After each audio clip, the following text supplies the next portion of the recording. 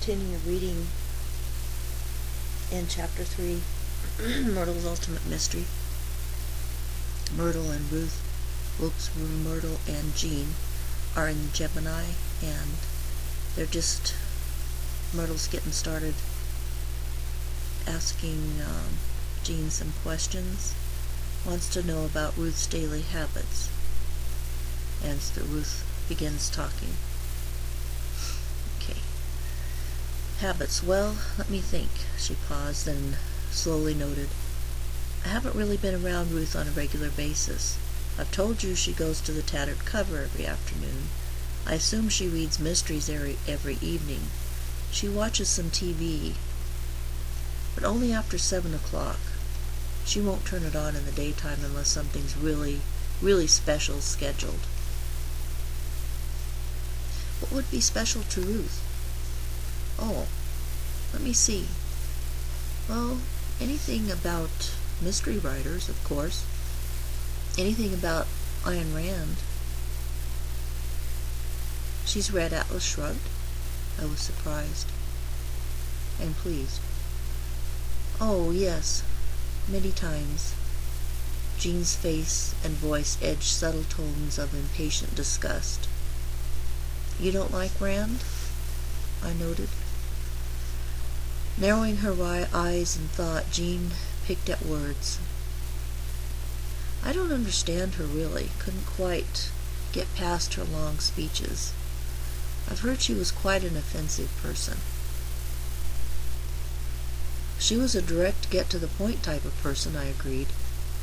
Brilliantly assertive, to the extent of being abrupt, which puts many people off. But her novels are favorites of mine also. You, an astrologer? You like Ayn Rand? You're kidding. She straightened in shock. Not really. I don't kid often.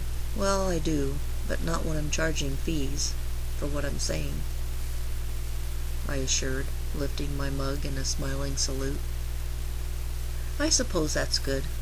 Jean sipped her steaming tea, of which she seemed to have just become conscious, curling her palms around the mug as if to gain warmth from the heated ceramic. She confessed. I'm heavily into ecological pursuits myself. Then, having elevated her nose, she continued, pursuits of which Ruth disapproves heartily and vocally, I might add. Oh no, I groaned inwardly. Not a hardcore environmentalist, please, no. I tried to hide my prejudicial distaste. Oh, by the way, so I don't forget, Jean lifted her purse from the booth to the table and removed an envelope. Here's your check. She handed it across the place setting. Ah, good old capitalism, I sighed. Thank you. I placed the envelope on the booth next to my purse. Women and their purses, you know. So, Ruth doesn't approve of your politically correct views?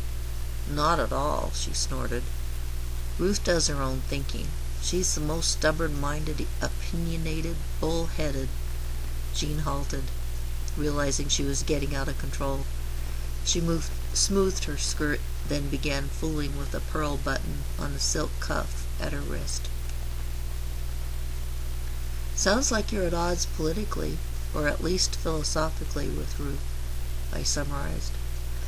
You could say that, yes. We really don't agree on much of anything.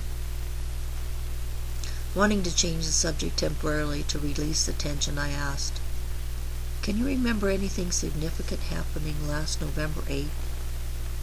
That was the date, remember, which the chart had given me for the starting point of the Find Ruth issues. I'll have to give a synopsis of my research into that chart soon. It truly is fascinating. Some of the astrological jargon and technique might be confusing, but the information is amazing, yes indeedy. Let me think. November 8th. Jean paused, forefinger pressing against her lipstick-coated mouth. That was coral. That was the color of her lip gloss. A spider-cracked moon of it had greased onto her mug. It could have been something Ruth said or did which struck you as more strong-willed than normal, even for her.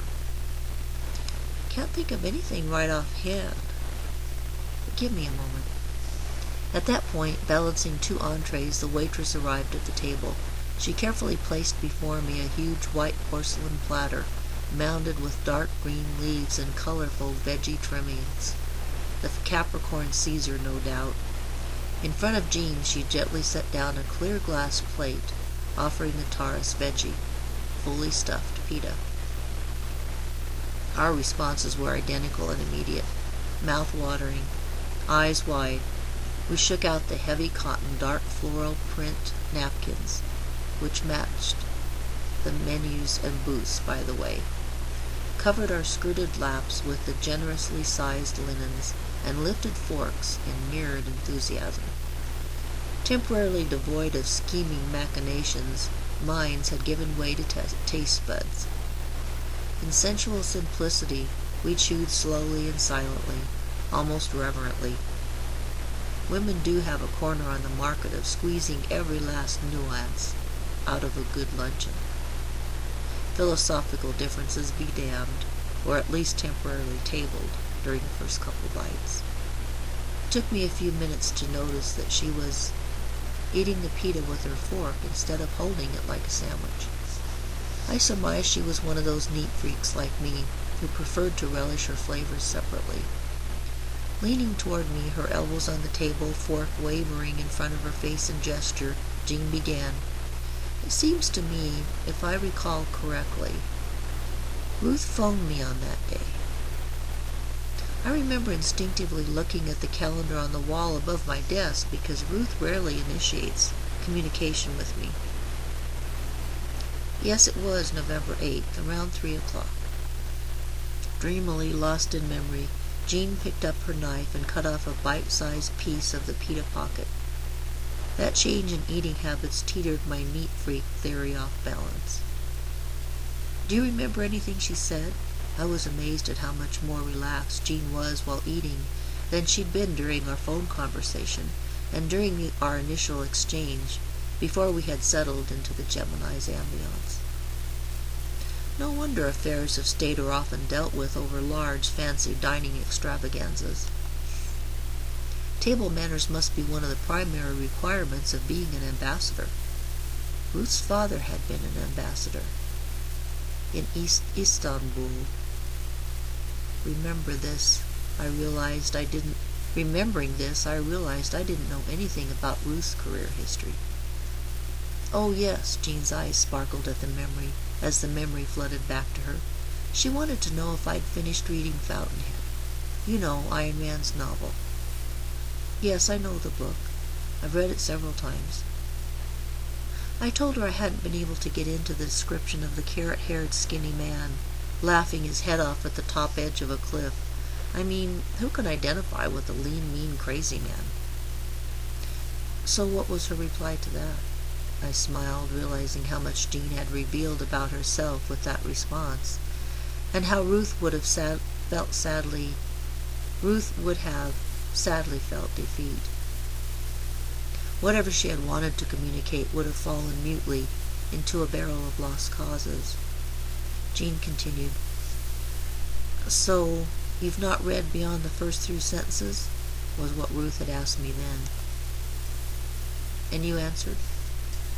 Well, I had said that I had read bits and pieces through the first chapter. I had gotten a little interested in the fact that Carrot Head had been kicked out of the architectural school, and wondered why that didn't seem to bother him. Then he lost me. I began identifying with his friend, but somehow Jean's face fell. Somehow I felt like less of a person for it. The book confused me, if you want to know the truth. And maybe we all want to know the truth. Truth is, it's 9 minutes and about 41 seconds, so I better pause again, and hope to see you again soon.